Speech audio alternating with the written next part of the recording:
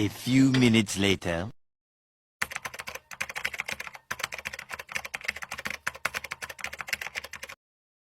Pada video sejarah kali ini, kita akan membahas tentang masuknya Jepang ke Indonesia.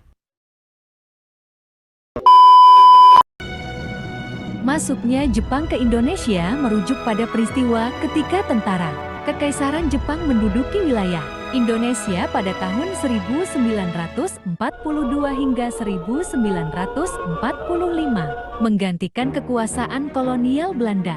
Pendudukan ini terjadi sebagai bagian dari strategi ekspansi Jepang dalam Perang Dunia Kedua untuk menguasai sumber daya alam di Asia Tenggara.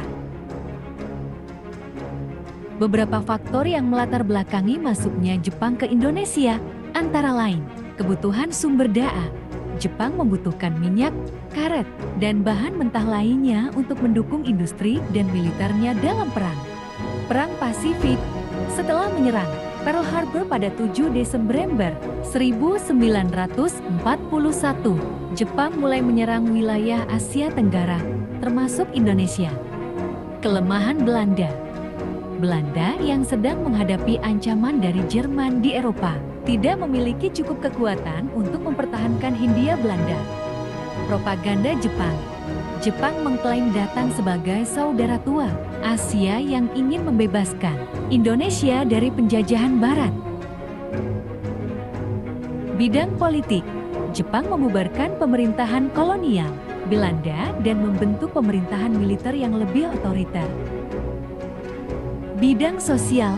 Jepang mengajarkan bahasa Jepang, menyebarkan semangat nasionalisme, dan membentuk organisasi seperti Peta Pembela Tanah Air, yang melatih rakyat dalam kemiliteran. Bidang ekonomi.